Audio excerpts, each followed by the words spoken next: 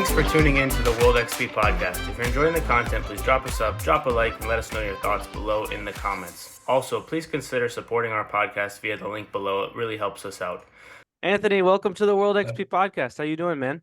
What's going on, brother? Excited to be here. Excited. Thank you for having me on. I appreciate you. Yeah, 100%. So why don't you do a quick intro, and I'll kind of preface it by saying the genesis of this episode. I had some questions from friends, family members on some like, oh, what do I do for this finance thing, and where do I put this money, and how do I invest? And I was like, let's find somebody who can actually answer those questions in a way that's not me just Googling real quick and giving an answer. And so here he is. But why don't you tell the people who you are and what you do? Yeah, definitely. So, first of all, thank you for having me. I appreciate you. So, my name is Anthony Piglowski.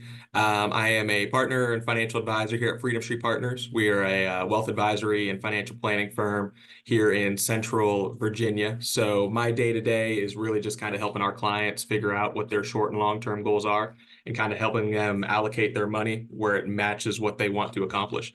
So, day-to-day, I am a numbers guy, but I also am a people pleaser. I love helping people. So a lot of my day is meant to just help people, realize their goals, achieve their dreams, and set them on the right path forward. Born and raised Erie, Pennsylvania, so I'm a Northerner by heart. We talked about this a little bit earlier, but hockey player my whole life. So we'll see how the hockey player soccer dynamic is here. But love hockey, love all sports, and no, I'm just excited to be here, man.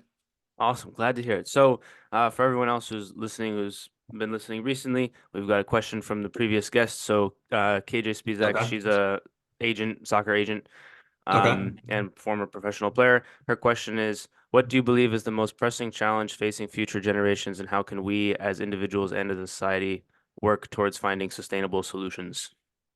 Oh my gosh, that is. I love recording in the morning and having people answer Oh these my God, it's questions. a little early. No, but okay. So I would say, I think COVID has set us back a little bit as far as work ethic goes. I don't even know where to go with that one to start. Can you repeat it one more time for me? Yeah, what do you believe is the most pressing challenge facing future generations, and how can we as individuals and as a society work towards finding sustainable solutions? Oh, okay. I gotcha. So, we're doing a finance episode, right? So I'm gonna go right into it. I'm gonna talk about inflation. My wife and I bought a house, not too long ago. A lot of my colleagues are looking to buy houses.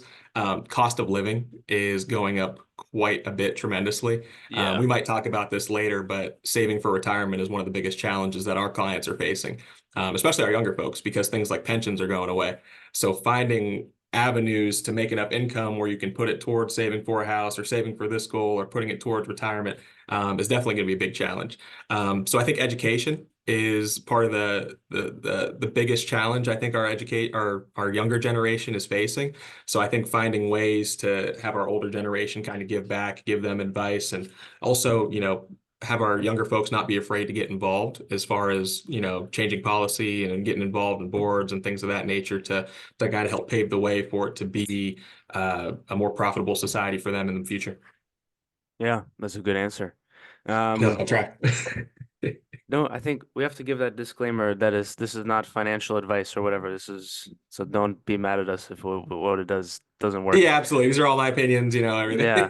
Eric's Yeah, opinions. So. All right, so I guess we could just jump into the questions, or we could also just maybe do a quick summary. I don't know. What do you think? What do you think would do best? We just jump into the questions from other people. Yeah, let's just jump to the questions, see where it takes us, and we'll tackle them as they come. Sounds good. So, let's see. We'll go with these first. Is it ever okay just to pay the minimum on your credit card or not the full amount? And I'll combine it with the second one. Okay. She's asking about credit card points and like putting everything on credit card to get the cash back or whatever. So I know obviously the credit card debt has boomed in the last couple of years. Oh my gosh, yeah. So yeah, those are kind of, we'll combine those two. Okay. I'll start with the first one. You're messing with a slippery slope, I would say, if you're only paying the minimum. I think there are scenarios where obviously if you have, a medical emergency or something like that, where paying the minimum is your only option. But what we tend to see is if folks are only paying the minimum, it tends to be a snowball effect. Maybe another credit card gets opened. So that's where having a budget in place definitely is more and more important. So a long-winded way of saying I'd like to say no, but it can be a necessity in some cases. Yeah. Second piece to that, credit card points. I love credit card points. Is if you're financially, stable, you're pretty solid with your budget. Using credit card points can have a pretty tremendous impact on your spending, as far as being able to save money on things. Personally, my wife especially, massive Amazon fan. We order everything from Amazon. So we use the Amazon credit card and we get, I think, 5% cash back. 5% is, nothing crazy, but 5% is 5%. We get to put it towards our next Amazon purchase. We pay off our credit card every month, so we're basically paying cash for it anyway. So I would say for credit card points, whatever you do the most of, get a credit card that fits your lifestyle. If you're somebody that eats out a lot, maybe there's a credit card that gives you the most points for eating out. Maybe you're a home cook, maybe there's one for grocery shopping. Amazon fits for me. Big traveler, there are ones for airline miles. I think that makes the most sense for folks. Yeah, 100%. That was other to follow up to that. I also pay it off every month, so it's like paying cash. And for a while, I was like, I don't even understand the point of a credit card. It's the same thing. I pay it off every month, and it's like, Yeah. what's even the point? And then the cash back started coming in a little bit, and I was like, all right, I get it. Yeah. And I think the second part to that too is you're messing with a bank's money. So if there is fraud on a credit card, it's not necessarily the end of the world. They'll refund you, as long as it wasn't your fault. But when you swipe your debit card, you're exposing your physical cash, and you're without cash if you're susceptible to fraud or something like that. So the money is out of your hands totally, as opposed to a credit card where it's bank's money. So I think Yeah, that's the other piece to it. yeah. A friend of mine told me that, and once he told me that, he was like, "Well, it's not my money," and I was like, "Ah, so yeah, I'm not gonna do that anymore." Absolutely, Um, absolutely. Next question, how to determine savings for future use versus savings for fun things. And then she puts in parentheses, trips, car, home, etc. And I'll add to that, because obviously you say it depends on your income and what the fun things are or whatever. Yeah. But maybe a better way to phrase that would be how to determine which buckets of money are gonna be for like immediate things versus like middle term purchases versus retirement, etc. How to kind of divvy that up. Yeah, man. I think first and foremost, an emergency fund needs to be put in place. Having 3-ish months of income set aside where if you lost your job or something like that, you can turn to it and it's not the end of the world. I think beyond that, getting a budget in place, like we talked about a little bit, makes a lot of sense. Seeing what kind of discretionary income you have at the end of the month can kind of help you determine what makes sense for you. If you're a big traveler, maybe you have $1,000 at the end of the month. Maybe you put $200 a month for 1 year away for a trip. That's $2,400 that you can do something with. Some people are big numbers people. Assigning a percentage to it can go a long way, I think, with folks. But I think it's all like you said. I think it's all client or individual dependent. I think working with an advisor can definitely help with that. But I think making sure you have a solid budget in place, all your dollars that come in each month have a purpose. Finding the purpose behind your money is something a colleague of mine says quite a bit, and I think that can go a long way with determining where your money is going, what you can afford to do, things you can do. But yeah, I guess that would be my answer to that question there. Yeah, I think that's a good one. I think that's a good answer as well. Um, is there any utility in having multiple high yield savings accounts, or should I move them all into one? That's a great follow-up question to the previous one. I think the utility lies in if you have different goals. I think it's understated quite a bit how much of a mental game finances are. If you have an account specifically designated for a specific goal, I think that can go a long way. As far as you not touching it, if it's all in one bucket, you might be more inclined to pull from it because it doesn't necessarily have a purpose behind it. As long as the bank isn't charging you fees or anything like that for separate accounts, I think they're having a separate account for specific goals. I'd say go for it. 100%. Um, so the last question I accumulated from people, how often should I check my retirement account? Because I've just been letting it sit there and accrue, Yeah. and I haven't looked at it. I love it. We get this question like constantly because retirement accounts, obviously now you're getting into investing. So you're likely invested in stocks, mutual funds, bonds, and things like that, which can definitely have some volatility to them. They go up and down. depending on your mental fortitude, because the value can change, relatively quickly. I tell people maybe check your statement once a month, if not quarterly, because investing is a long game. We kind of here at Freedom Street describe it as a roller coaster. So as long as you don't jump off, you'll be fine. But there are all kind of hills and valleys throughout the process. The only time you lose money is when you sell out of it. Um, so I think the big thing is to just check in every now and again. If you work with an advisor or a professional, I would say run the statement by them. There are opportunities, given different economic circumstances, to maybe shift money over here versus over there, and they can guide you through that kind of process. But as far as the balance, is they aren't going to offer anything typically, too out of the blue. They're all going to be pretty solid mutual funds, pretty straightforward. So I think just set it and forget it almost, and check it a few times a year, and you're good to go. Yeah, 100%. You mentioned stocks, bonds, and mutual funds. Do you want to describe the differences and kind of what those things are? So if people are trying to jump into this sort of world or maybe take more agency over their finances and they're not looking at a completely different language coming at them.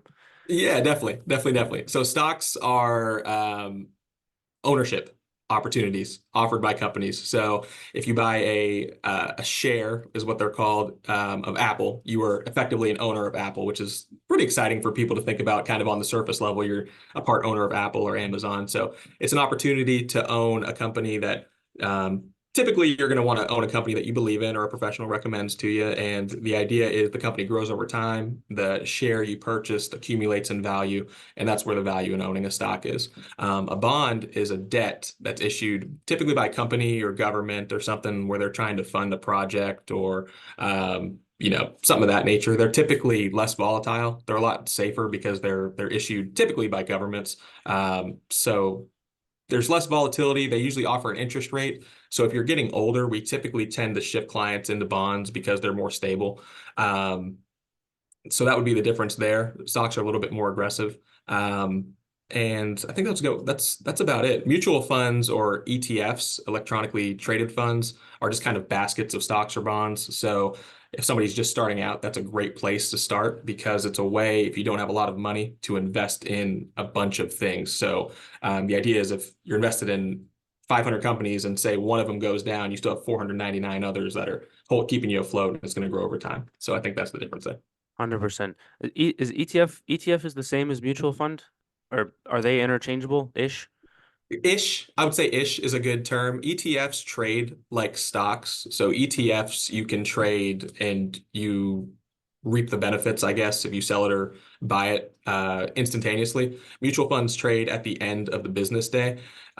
Mutual funds are more actively managed. So they have a group of managers that are actively picking and pulling stocks or bonds from the holdings. ETFs have criteria that are set by companies to meet. If they meet certain standards, they get to be in the ETF. So they don't change out holdings too much. They ride the wave a little bit more.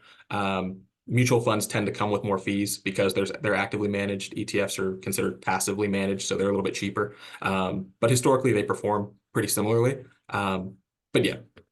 Fair enough. So we hear recently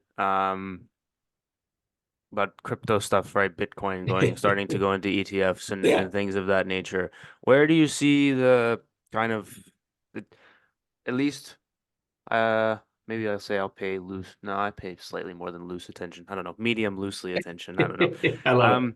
But it seems like some of the financial markets are, I would say, unhappy with crypto, but at the same time they're trying to use it, right? We see like El Salvador is buying gazillions of Bitcoins, and Oh yeah. the other companies are like transferring their reserves into Bitcoin, because people are not trusting the dollar. You hear stories about, I think it was some like gazillionaire shorted the British pound like 20 years ago or whatever and got Yes. rich off it, like I something remember crazy. hearing But um, kind of right. And you mentioned bonds being less volatile. Are- It seemed not that bonds would become less volatile, but it seems like the financial markets are like the status quo is shifting a little bit from if you had that. asked somebody 20 years ago, like if you had asked somebody 20 years ago about from like 1980 to 2000, they'd been like, yeah, this is pretty similar. It's the same situation. There's still stocks. Go invest in your stocks. And instead of pensions, maybe you've got IRAs or 401ks or whatever, but it's still stocks. And like now it's not, it seems like it's shifting. What are you seeing with that? Or what are I your think thoughts on that? we get questions all the time. Crypto, I think there's definitely a place for it. Um, I'm not as huge a proponent for the smaller coins or tokens or however you deem them, but things like Bitcoin and Ethereum seem to be pretty stable. They definitely are causing some disruption in like how older financial advisors look at them, I would say more because you don't recommend necessarily what you don't understand. But I think crypto makes sense because it's not a physical, cash is so inconvenient carrying it around. So I think there is a place for crypto in some portfolios. We aren't necessarily recommending it a tremendous amount, but I do think there is a position for it in your portfolios, whether it be maybe 5 or 10%, because you've seen it, for a decent period of time here be stable. And you see, like to your point, countries like El Salvador and things like that really start to dive into it a little bit. So I would say don't be afraid of it. I would say be cautious about what you're investing in. I would say, kind of like how you approach stocks, kind of value stocks like Walmart and things like that. Stick to the kind of tried and true. If you're gonna delve into it, Bitcoin and Ethereum seem to be the stable ones. With that comes a higher price tag, obviously. But I'm excited for what crypto offers, to society. I think it's another way to make some capital. I think it makes up for some of the things maybe our younger generation has lost. So I think it's exciting. Things are always changing, and I think it's a unique opportunity for folks. Yeah. And I think it goes to the point of like invest in something that you are familiar with or that you know. Yes. Like somebody would ask me like, "Oh, what stock should I invest in?" I'm like, "I don't know. What companies do you know about?" Yeah. I'm not gonna tell you what to invest in. Um, but if there's a good like, then you mentioned, of course, mutual funds and stuff like that. Those are always good places to start because it's less right. 100%. You got somebody managing it for you. But the same thing goes with crypto. Like if you're familiar, like I've got a friend who is he is definitely up overall on crypto, but he's Yeah. always telling me about these random coins that he's investing in, and it'll go from like 0.05 of a like half a Of a cent up sense to like to, $1, and he'll whatever that percentage yeah. gain is, and then he'll like immediately pull everything out, and I'm like, mm. It's like I sounds good, can't. man. I Sounds good, I man. don't I don't think I'd be able to stomach it. I think to your point, like I don't invest in things I don't understand. We're starting to dip our toes a little bit into crypto. It's still a little bit new, but tried and true stocks, bonds, real Yeah, estate, I think makes a lot of sense for folks if you can, there are ways to get into. We can talk about REITs later, but investing in real estate I think makes sense. But yeah. investing in things you don't understand is a dangerous game, I think. So Yeah, for sure. And the reason I don't want to spend too much more time on crypto, but the reason I ask is very because good. it seems like the traditional financial space is kind of like and so Yeah. I w you're a little bit younger obviously than other financial people that are in the space, and so that's why I was wondering if there was a shifting viewpoint from people. I don't know, I think we're probably pretty similar in age, from people our age in your industry. Yeah. Because if you were to ask older people, they're like, ah, stay away. Stocks are tried and true. It's like, yeah, that's true. But also there's new things. So yeah, that's the reason that I bring that up. Um, Gotcha. for budgeting purposes, if I recall correctly, there's like a 50/30/20 rule that if people Google like how much of my income should go to houses or like housing or rent or whatever, is that like how would you budget? So in terms of general, this much should go here, this much should go here, and then if you have leftover, put it, I don't know, wherever. How I liken it to is like the time frames of when you are looking at the money, right? You mentioned putting money in Yeah. specific things for goals earlier, but how would you go about doing that? Or what is a good recommendation for somebody maybe coming out of college and trying to just set up their like processes or their accounts in a way that makes sense? Yeah. I think that makes sense. I think the biggest piece of that rule is to start just coming out of school, the 30% housing rule. So your housing payment should never be over 30% of your income or a third. I think it gives you some flexibility coming out of school. The thing Maybe you faced it, maybe you didn't, but our generation especially is student loans.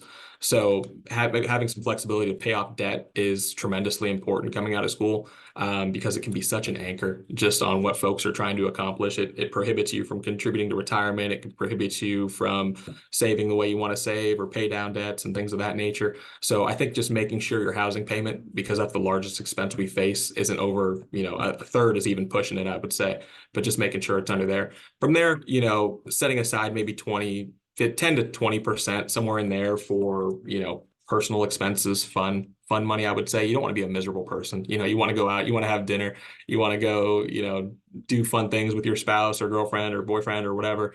So, setting aside 20-ish% for there. And then, it depends on the individual, but the other 50%, typically you're going to see other bills come in. You're going to have subscriptions. You're going to have a car payment. You're going to have insurance. You're going to have medical bills, all things like that. But I think it starts with making sure your housing payment isn't making you live paycheck to paycheck. So making sure you're living within your means. Yeah, 100%. Another question that I've gotten before is like, how much should Yeah. I put into my 401k? And my default is like as much as you can. But are there nuances to that you would recommend, or even into IRAs or other things like that?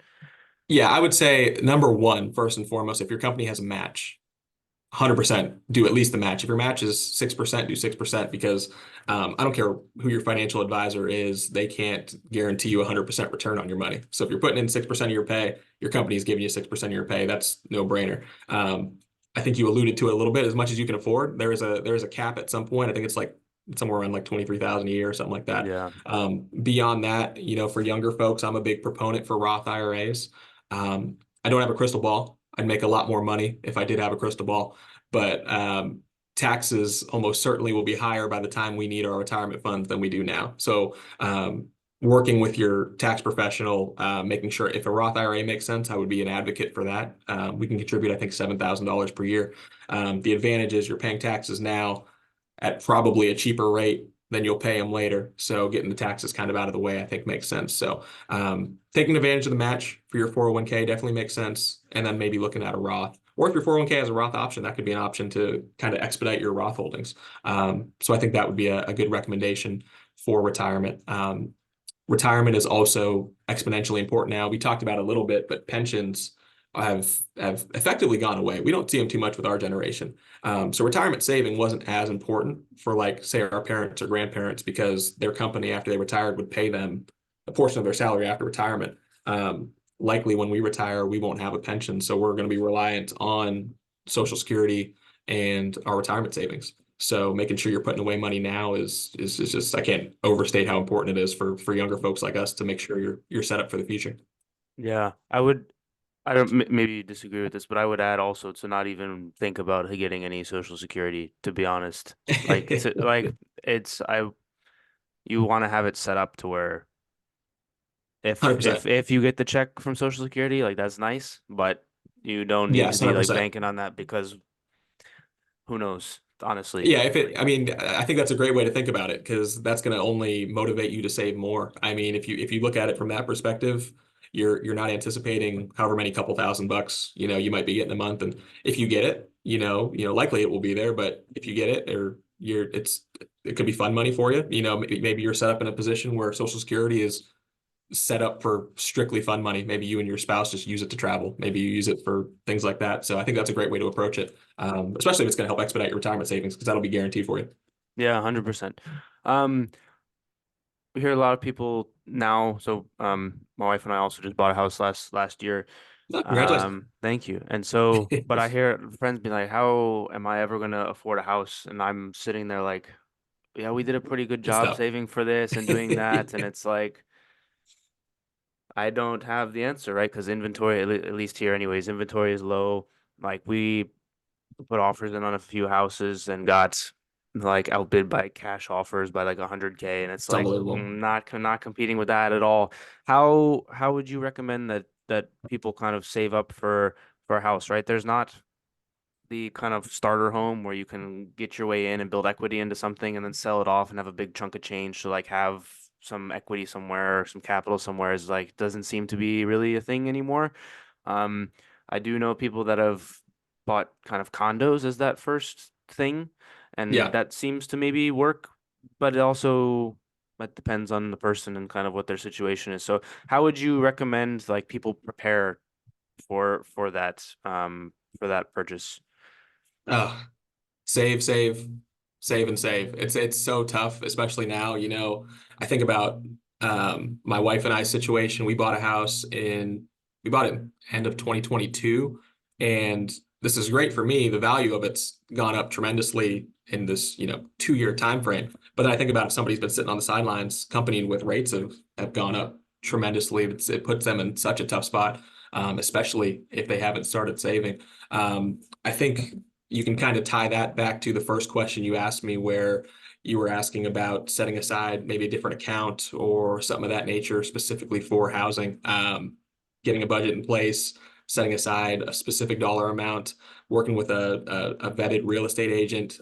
There are always new lending opportunities coming out. There's FHA loans, conventional, where you can, put down 3 to 5% on a house that makes it more maybe attractive. But the challenges, like you alluded to, there are cash buyers out there that maybe outbid you, and it makes it for a challenge. But other than save, save, save, it's a tough market out there. Rates are likely going to start coming down, but that's probably going to drive more people into the market, which is going to make it even more competitive. So you'll probably see you'll benefit from this. Your house value will probably start to tick up, which is good, but it doesn't help, Jim out there trying to buy his first home. But I think there are some opportunities. I think condos are starting to make more and more sense for folks because the cost isn't always there. They aren't as always competitive. But the starter home definitely is becoming more and more difficult to find, without a doubt. Yeah, I was talking, I don't remember who I was talking, somebody recently, but kind of we were saying how it's not necessarily the amount of cash that you have, but the access to the amount of cash that you have, whether Yeah. it's like, and that kind of thinking was interesting to me. So basically the overarching thing was like using debt as a tool, or debt as a friend. It's like you have an asset Yeah. that you can Full borrow against or prom. something later, right? So the context of that was like life insurance policies and other things of that nature. And you mentioned investing in real estate and having assets. And so where so let's say you're somebody that has their 30% housing thing and they're maxing out their 401k and their IRA and they're living kind of Mhm. within their means and they've got some extra like cash Play left over. money. Yeah. Yeah, like what do you recommend that people do with that? Obviously there's uh, other vehicles to invest in, mutual funds, brokerage accounts, things of that nature, but what are some of the other options that people have to invest in or to start building their access to cash for Yeah. a I for a home think purchase or something like that in the Yeah, I future? think I think when that scenario pops up, I think that's really when the mutual fund stock and bond conversation comes up for us here at Freedom Street, is where we start talking about, okay, we have our emergency fund set aside, we have savings, it's probably earning, right now, money markets are earning, 4 or 5%, something like that. So you have your safe money. You can pull from that if you need it. Now let's start trying to accumulate some wealth. Let's get it in some growthier opportunities. So I think at that point, the stock, bond, mutual funds kind of make sense. Also at that point, people are tend to getting older. So maybe you have your first kid, maybe you have a couple kids, maybe you're married. At that point, maybe purchasing some life insurance might make sense, even if it's a term policy, just to make sure if God forbid something happens to you, the ones you love the most are taken care of. So maybe designating some money to go towards that might make sense. Some people really do get into real estate. It takes a while to accumulate that cash, to your point, to purchase like physical property. So there are things called REITs. They're real estate investment trusts. So they're a way for you to purchase kind of a share of a real estate company's holdings. Maybe they own physical properties across the country or world or whatever it is. So it kind of trades like a stock. It gives you some exposure to the real estate market without having to purchase a house and maintain it, or a commercial property or something like that. So I think, depending on the person's goals, what they want to accomplish, that determines how aggressive you want to be. If you're a real conservative person, maybe we do a 60 bond portfolio and a 40 stock or something. But as you're younger, you probably want to be more aggressive. So we might look at more aggressive options. But I think that's where those conversations start to be had. And we just kind of go from there and see where it takes us. How do you work with people who have different goals, right? Obviously, and this is not a knock on you. This is just, and I answer some of the questions I get with the same. It depends. But Yeah. how do you go about deciding, um, instead of the it depends? How do you go about actually deciding or actually help giving recommendations on what to do? Like, what kind of markers are you looking at from, like, okay, you've got blank, blank, and blank in place, you should do this, or you don't have this, you Yeah. should do that. Like, how do you go about working with your clients and figuring out what the best path forward is? And the reason I ask that is because people can maybe take, depending on depending on your answer, can kind of do a self-reflection and see, okay, I've Yeah. got these markers, and he said maybe I should look at this or look at that. So kind of how do you go about doing that? Yeah. I think I'm going to try and avoid using that word that you mentioned. So the number one thing we do with like a new client or a prospect or something, we have a questionnaire that we take them through to kind of do an inventory of what they have going on. So like you said, that kind of helps us identify, okay, they're 25, they're looking to accomplish this at some point. They don't have this set up, they don't have this, and that kind of helps us guide the conversation where maybe we can fill in some gaps for them. If they're younger, we're definitely going to recommend we're definitely more into equities or stocks or mutual funds or ETFs because the likelihood of you needing the funds, sooner rather than later is pretty low if you have an emergency fund set up and things like that. So there's more growth opportunity. You can ride the wave a little bit more effectively. If you're older and you're pretty established, we're going to lean more into conservative, recommendations where if you're going to need these funds soon, we don't want to recommend something that can, fluctuate in value too much. So it's kind of a barbell thing where, throughout it kind of changes, but we try to establish a plan early on, and then we'll meet throughout the year and things of that nature, and we'll adjust as things change. And that's kind of how we approach it. Long-winded way of saying it depends, I guess. But No, it I'm makes sorry. sense. No, it's all good. It does. It's I hope so that many of answers the these question. things. No, it does. I think it does for sure. And I don't know. I'm sure you figured this out as you go through life and you want Yeah. answers to questions that not even in the financial space, but so many of them are it depends. So many of the answers Yeah. are it depends.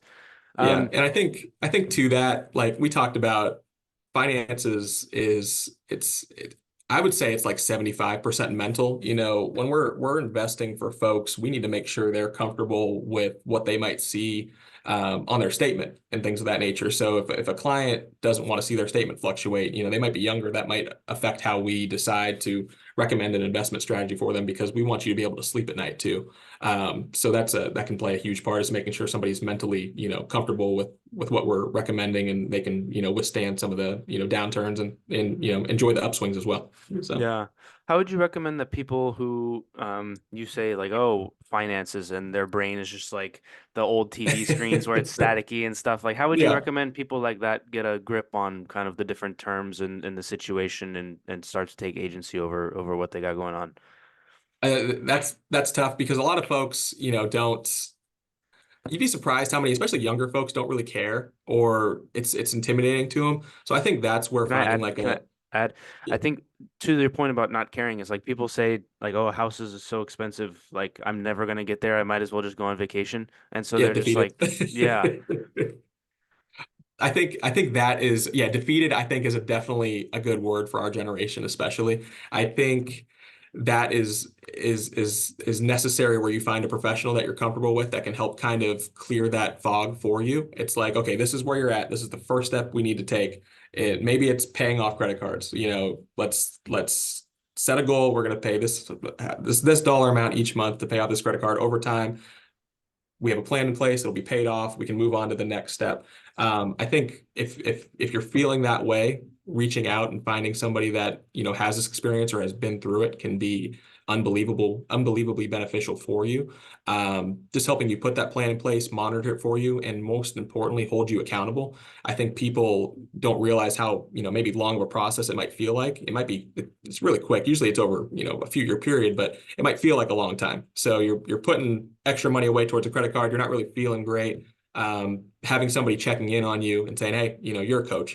I'm sure you can allude to this, but holding people accountable is the biggest thing. Making sure maybe if they're weaker in one area of their game, you focus more on that and you push them to do that a little bit more. So I think that can be the biggest factor that can help folk get started.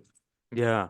Yeah, I totally agree. I also think from the defeated perspective, I think it's listening to kind of our parents or our parents' parents say like, "Oh, well, you just No. gotta buy a house and like let it's like, well, you guys didn't actually do anything. You bought a house for a box of strawberries and now it's worth $1 million. Like, congratulations. Like you were just Yeah. lucky that it was there, right? But I think that right, listening to that story makes it feel very defeatist. It's like I can't do that. But I think there's Yeah. lots of tools and opportunities that are existing out there that I think we don't necessarily have to feel that way. But it does require a lot more diligence and discipline than maybe prior generations did. Um, Yeah, I agree. There's but definitely I some extra steps yeah. we have to hurdle a bit. I don't have the numbers in front of me, but like the percentage of your paycheck that a housing payment would cost for our parents was unbelievably smaller than what we're looking at, when we're looking to buy a house. So, paying off debt is more important for us. Making sure we're making a sustainable income is much more important for us. You saw a lot of like one working households back in the day. Now it's almost a necessity for both spouses if you're married to work. So there are new challenges. There are definitely ways around it, but I think that's where, making sure you have a plan in place becomes even more important. Yeah. Do you also have suggestions for people to kind of maximize their income or create maybe um other businesses, side hustles, things of that nature? Or are you guys dealing strictly with like retirement and financial planning of that We pretty nature? much we pretty much just do financial planning. I can give my 2 cents if Yeah, somebody yeah.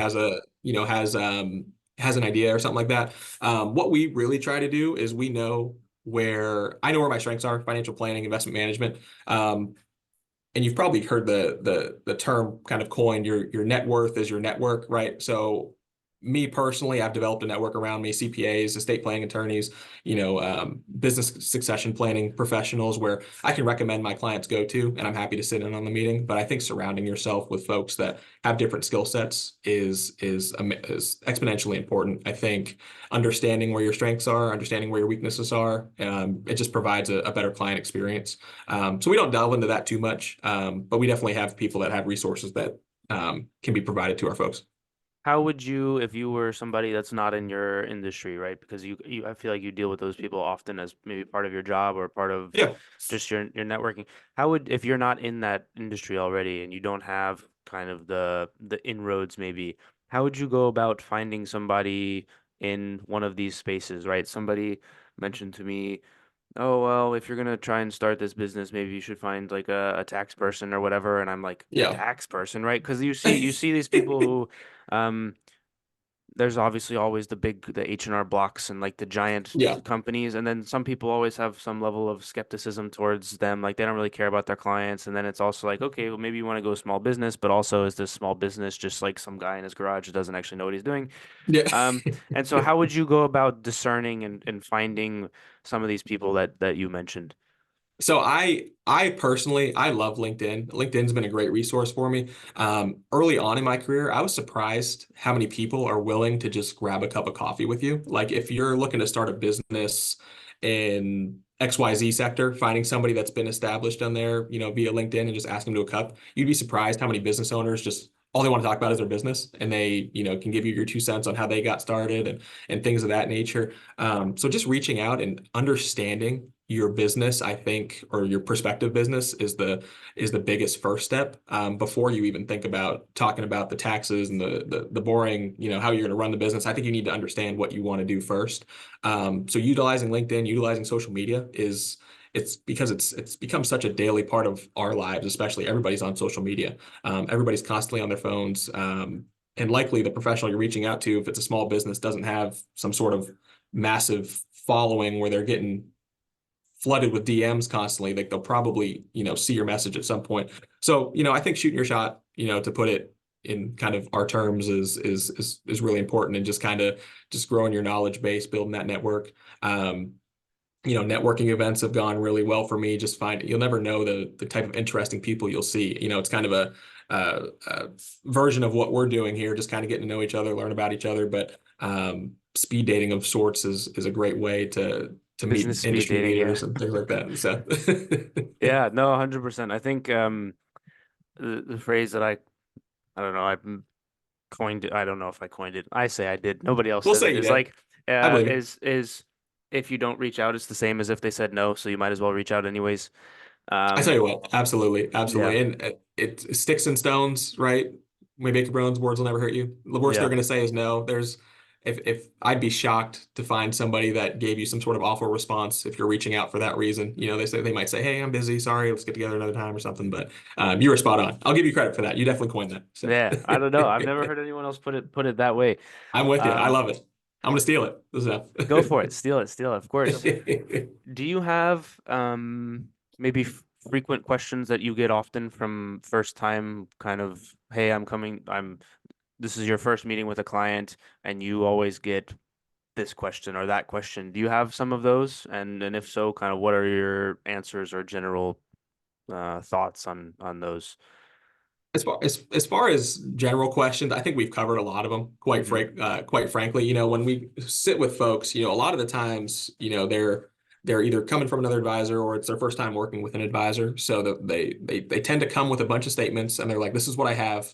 What do I do next?" So that's kind of where we take them through the process of sorting through kind of the monotony of they have this money here, they have this money here. Oh, they haven't started saving here. They have this much debt.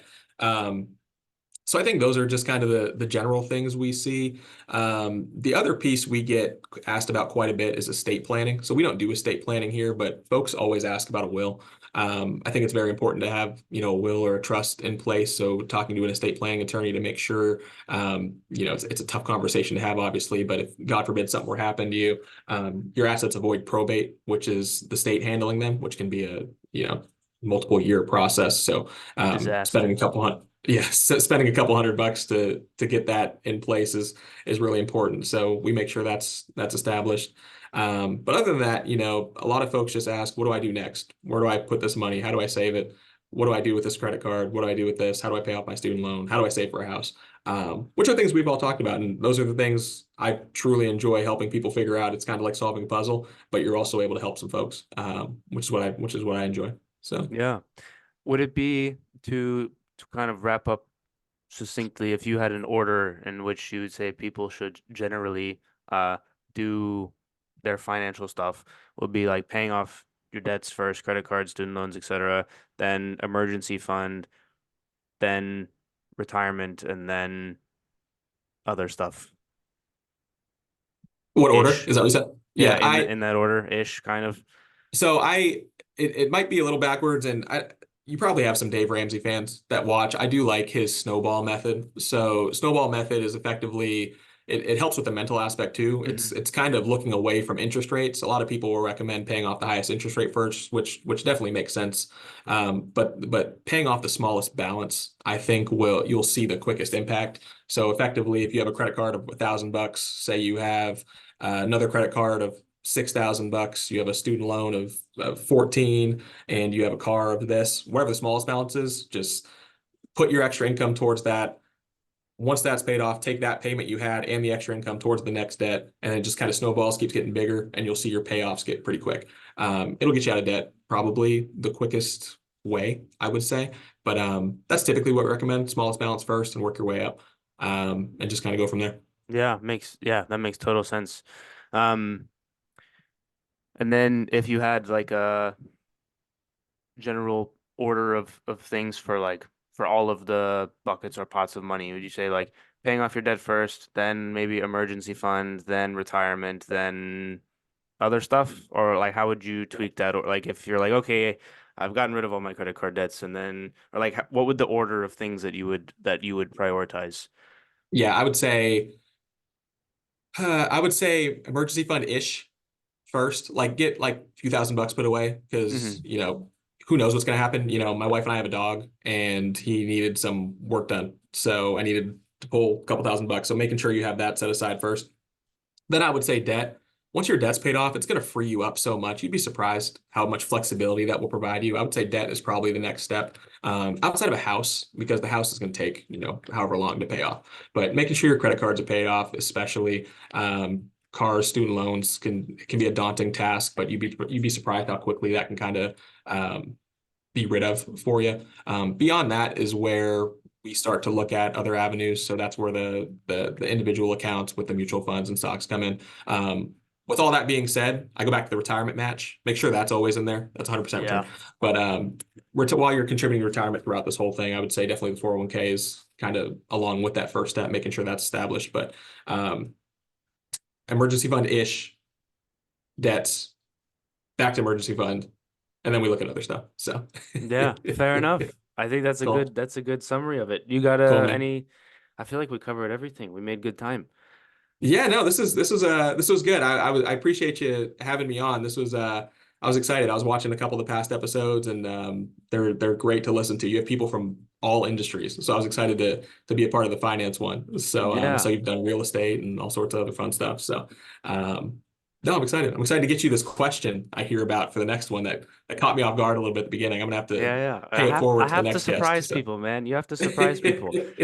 Give it like it is a good way to start the conversation, and it kind of just gets the ball rolling, the yeah, mind juices flowing, and all sorts. I It's love a it. good way to get going for sure. Yeah. I'm Um, curious kind of off base for yeah, you as a soccer coach. I'm just more curious how I see it quite a bit down here, especially soccer is growing so fast. You're in a much more kind of populated area. How is it up there? Like, is it just, are you seeing more and more kids playing, the popularity at the games increasing? yeah, What's it looking like up there from the from a yeah, football? yeah, for sure. So like, um, the clubs around the area are growing super fast, and it's causing some. I don't know if maybe growing pains is the right word. Clubs are merging with one another because Okay. field space is limited, and so clubs are merging with one another to try and figure out field space. And then oftentimes you got like six teams on one field for your. It's like this is Oh, not okay. it's not sustainable, right? But it's a space issue. So in terms of the people wise, yeah, it's growing for sure. And then also you see kind of in the adult like semi-pro scene is growing a Yeah. lot. I think there's so UPSL, which is considered I think the fourth tier of US soccer. There's a DMV North and DMV South division, both that have like 12 teams in them. So there's 24 semi-pro teams within like maybe a 2 hour diameter, which is bonkers if you think about it. So yeah, growing super fast, right? And a lot of the semi-pro teams have youth clubs behind them, which is also super nice. So you'll get the kids out to the games and stuff. And I, it's definitely growing pains, right? People are trying to form their own leagues and do their own things, and they think that they can run it better than somebody else. And like maybe you can, maybe you can't. I don't know. Okay. And so sometimes you end up with teams in multiple leagues, and I think everybody's just sorting through it, at least from the like adult Okay. semi-pro perspective. But the youth side is definitely the youth side is it's insane. It's insane. There's Okay. so many players, so many clubs, so many. I've lost track of all of it, to Okay. be honest. Yeah.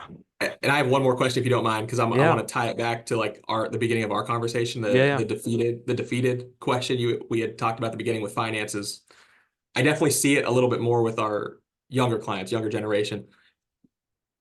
The mental kind of fortitude, how do you see it changing, or have you seen it change with like the younger kids you're coaching? Like, is it more difficult to coach them versus um, maybe some of the older kids you see? Or I'm just more curious than anything Um, from that perspective. it depends on the kid, and it depends on Yeah. the and it depends on their parents. Okay. Um, all of Yes. so I'm not coaching at a club currently with a team. So I only have like private and small group sessions with parents that I've known for a while and I've known Oh, the okay, kids for gotcha. a while. And all of those kids are they work hard. They like for example, okay, we're doing 10 reps of this skill. The last one wasn't good. They're like, "No, I want to do another one, make sure it's right." Oh, I And love these it. kids are like 11, 12. So, like I've got high schoolers as well, but by and large a lot of them are they get it. They understand. They want to work hard. They want to get better. Um, and they haven't internalized or like thought through why they're working hard. They just know that they did it wrong and they want to do it right. And like that, when you're Gotcha. 12, that's kind of all that matters, to be honest. Yeah. And so I don't really have a good answer to your question, but the kids that I have, and also No, I make sure that the kids that I have are like that. because it's rewarding, right? I don't want to train a kid and have a parent pay a bunch of money for a kid that doesn't even want to be there or doesn't want to get better. Um, and I'm very upfront with that. I'm not doing it for the money. I'm doing it to help the kids get better. And so I tell the parents like the first session there's like one like kind of evaluation type session. I'm like, we can talk if this is a good fit. If it's not a good fit, no worries. Yeah. But all the kids I have are great for sure. 100%. Gotcha. And that's interesting to hear because that's how we approach it too, where it's like we do have kind of an interview to make sure it's a good fit with clients, where it's like, okay, are these people going to be serious? I don't want to, to be blunt, waste my time if you aren't going to instill these habits that we talk about. So it's interesting to hear. I'm a very curious person, so I always like hearing, how you approach things and what other people are hearing in their industries. So especially after COVID, I think COVID changed, maybe set some folks back as far as, maybe developmentally, socially skills, things like that, because you were That's stuck true. inside for Yeah. quite a bit. So, Some of the like younger ones, like under 10 for sure. yeah. Yeah. Okay. Gotcha. Just curious. I appreciate you. So, Yeah. 100%. Ask away. It's good. It's good. Do you got any last nickels that you leave the people with before we get you out of I here? I think I'm good. I appreciate you having me. This was a blast. I love the work you're doing. I think keep up the good work, and I'd love to. We'll be in touch. Yeah. So, 100%. 100%. Glad to have you. All right, guys. Thanks for tuning in as always. If you have other questions, you can feel free to funnel them to me and I will get them to Anthony, or if I can answer them in a way that's not, it depends, I will answer that too. And we will see you guys next time. Peace.